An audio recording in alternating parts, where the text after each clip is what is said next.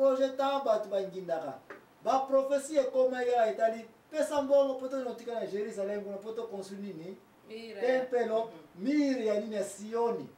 Sioni yango mutu nzambe ayaki kosilikela aye koloba na bango ketile kotanga tina Michée 3:12 okoya komona ete nzambe komona ete construction ya mire oyo ya Sioni ekomi ko attirer attention ya ba prophète nyonso ke prophète nyonso akokine okena Samaria na Juda na Bethlehem bisika no salingo kokende okongola batu ke o naza l'envoyé de Dieu bopesanga nini bon pona nokotisa kuna na nini na tempelo na mongo wa Sioni po toza koconstruire nini projet nde Michée amonaki bango nzambe pe amonaki bango toza koya na kopesa bino verset biblique nyonso place ekoma na Bible ete bango nyonso bakomaki na misala ya kowela ki prophète po na nini po bakongola nini bongo na bango. Jérusalem ezali cité de grand roi kasi Sioni ezali lupangu nyonso ezali ko entourer Jérusalem. Et puis na kata Jérusalem temple ya Salomon pe ezali nini ezalaki wana place wana ekomaki concentration ya ba prophète nyonso mutu nyonso alingi kozala mwana Jérusalem mutu nyonso alingi kokende koteya partout liloba na Nzambe no liloba ya poya na mbongo po tokotonga nini tempelo yango wana moninga na pongolaki yango na bi eske mama ani na société na biso bazali pete po baza koyaka avec intérêt ke boya na nini mbongo po totonga église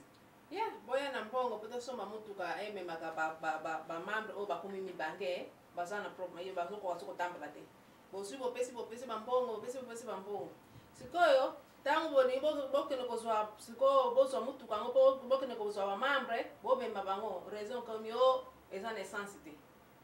toza comprendre eza na essence te mutuka ekobouge nzoka nda bloka ngale suka ekomi na ngai o mutuka ya ngai ekute mutuka wana eza église ba église nyonso za komona ser na ngai pour ne pas dire nyonso mais tozoke na statistique d'une façon générale il y a toujours quelqu'un alingi kozwa projet wana na maboko mabaya ngamu na kosomba batolo ngamu na place za mweshe arrangement ya ndenge na ndenge eza kosalema soko moni projet ya boyebenga yango mbongo wa Sioni Mon Sion mama likamoto bandi kokoma tokomi na katikati ya mateya tondoke na parti ya suka mama anitsa yango na mtu ete likambo epesa Nzambe kanda esanzisa Nzambe po ete akoka kolongola kombo ya baprofete na mabele oyo astope mosala oyo tanga yango trebe na Bible okoya komona ete côté gauche Sioni ekomi montana Santa Montana na bango place baza komona ete Nzambe azalaka awa bopesa mbongo baoyo nyonso bakopesa mbongo bakombo na bino ekokoma na mokanda ya Jérusalem mongo wa Sioni oyo ekomaki unique prophétie bato bakomaki kokende koprofesie na libanda nzela kolela mbongo kende kotanga Michée chapitre 3 verset 10 place bakomi très clair Nzambe alobi boye lokola motema na bango baprofete nyonso bakobika mbongo mpona nini mpona projet nini ya mongo wa Sioni n'est-ce pas Sion Mount Zion bana lelo oyo nakoconfondre bango na montagne wana nakokombola mire wana baza kotongaka nakorendre yango zero nakolakisa bango te baprofesi na bango eza ya nini ya lokuta intérêt yango eza na nini na mbongo po bakende kozwa mbongo na très bien na mwa mbongo bamizwili baza kotiaka biloko ya ntalo kuna ya solo na moni yango me mpona olakisa bango te ngai Nzambe navandaka mpe na montagne wana te naza mpe na besoin ya montagne wana te sinoki bambungu na bango ya wolo bapalata bazokende osomnaka na bambongo bamafia baya kopresentaka ngai wana epi bazokosa bato ke botala kaka miso na bino wapi naonayoka nzembo te isendolanga meso kuna miombo miongo ngo ezala Nzambe miongo ngo ya Sioni baprofete baza kolakisa bango Nzambe alibanda lelo oyo bino baprofete ko nakoprouve bino eloko liboso asalaki yango oyo mama Ani aprepare mutu babengi kombo ya Nabucodonosor abina kolongola eloko ezalaka na motema ya mutu oyokaka mawa oyo ngai Nzambe na tia po ete Nabucodonosor zonga neti nyama neti ngulu mbwa te parce que mbwa kutsomoli yo kolo nango ozana passe akoiko aider au peut-être ça akoiko apa so c'est pas signal que ozana danger mais murte ma ngulu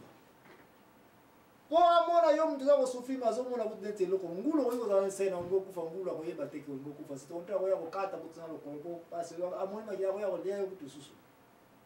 Nzambe a préparé Nabucodonosor pour accorder na mongo Sioni asala nini akembisa bango bien bien asansa kasa yango atumba yango et puis akota tina kata tabernacle na wapi na temple ya nani ya Salomon avant temple ya Salomon parce que na expliquer yose batu mingi toza koyeba mongo Sioni te oyo koma na temple ya Salomon te soko leki de barrière te yani boso fole ka mire ya Sioni yani bale fole ka mire ya Jerusalem nde ya misato okomisi kona temple ya nani ya Salomon temple ya Salomon ina de barrage avant comme na temple ya Salomon oleki d'abord mire ya Jérusalem Jérusalem eza na ngo fimwa quelques mètres kaka eza kutupe kilomètres te c'est seulement la cité sainte place nini roi David aza kovanda palace na keke bandaka ba généraux na ye baza kovanda wana bazaki na mire na bango za kubare bango mais ba pasteur ba prophète na batu musuna wa cité na baza kovanda mongo wa Sioni nde bazaki na lupango na moya munene mire wana ser na ngaya ngo mutu ko kotsa biso sikola ba prophète nyonso ba Obadia ba Nehemi ba nani bango nyonso balobelaka likambo moko desordre ba prophète nini mbongo pona nini pona makambo etali mongo Sioni tokata na mukuse boye Nzambe atinaki Nabucodonosor na tanga mokonzi Joachim abikende kuna saka yango tumba yango bonga bango nyonso dès c'est comme ça Nabucodonosor yaki après na 600 ans avant ko ya kolo sur presque la période wana atumba Sioni nyonso atumba Jerusalem nyonso abuka mimi nani temple ya Salomon une bonne partie atumba yango azoba maki basali nyonso bakopo nyonso mbumu nyonso ntalo wana tu ezaka na Jerusalem tina kati ya temple bazakolo bake oyo temple ya nani ya Nzambe o mongo wa Sioni montagne santa nyonso ekenda aboma ba prophète nyonso lokuta wana atikaka ka mokonzi kaka parce que mokonzi ape na minute suka za kosambela mwa moke plus quelques familles kaka ba jeune garçon moni bazaki ba santé ya kitoko neti ba Daniel Sadrach Abnego boyebi histoire oyo nde bazwaka bango bakenda bango na captivité wapi na Babylone tous les restes bato badesere koboma bango bakangi bango babi bo oleto boma bino bango bagardai bango bami bango na bapays nyonso ba Assyrie na bapire perse par-ci par-là bapanzaki bango rezo bapanzelaki bango mpo bazongela lisusu misala ya koconstruire nini Jérusalem te mongo Sioni te parce que Nzambe amonaki ete faute ya banani ya baprophète bango bato bakotisaki intérêt personnel ya kosupporter projet ya construction ya nini ya mongo Sioni mais bapoche na bango evimbi projet eza na 100 bango baza kosenga 1000 bakoya koprésenter 100 non peut-être 10 pekaka. Le reste, tous les prophètes étaient engagés dans l'argent. Michel Obiyekaka yemutu atikalaki. Alléluia. Amen.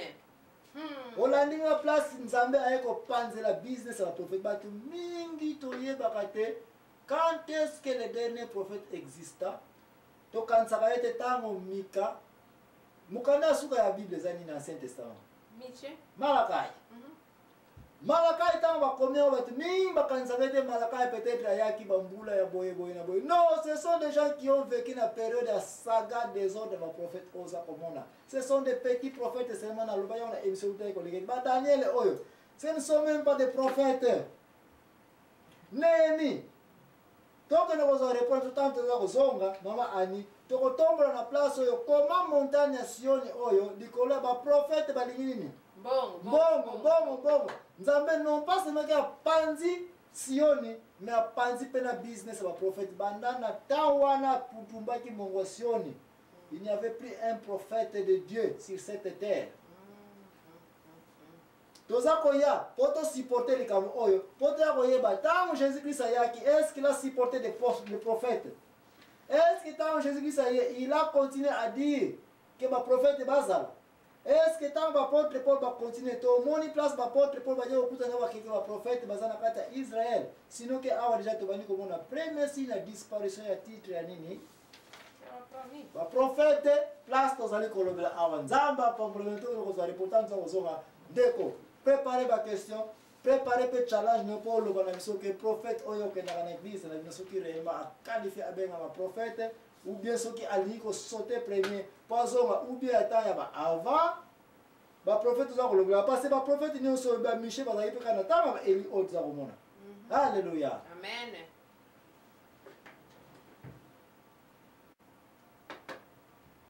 pasteur tango bandaki église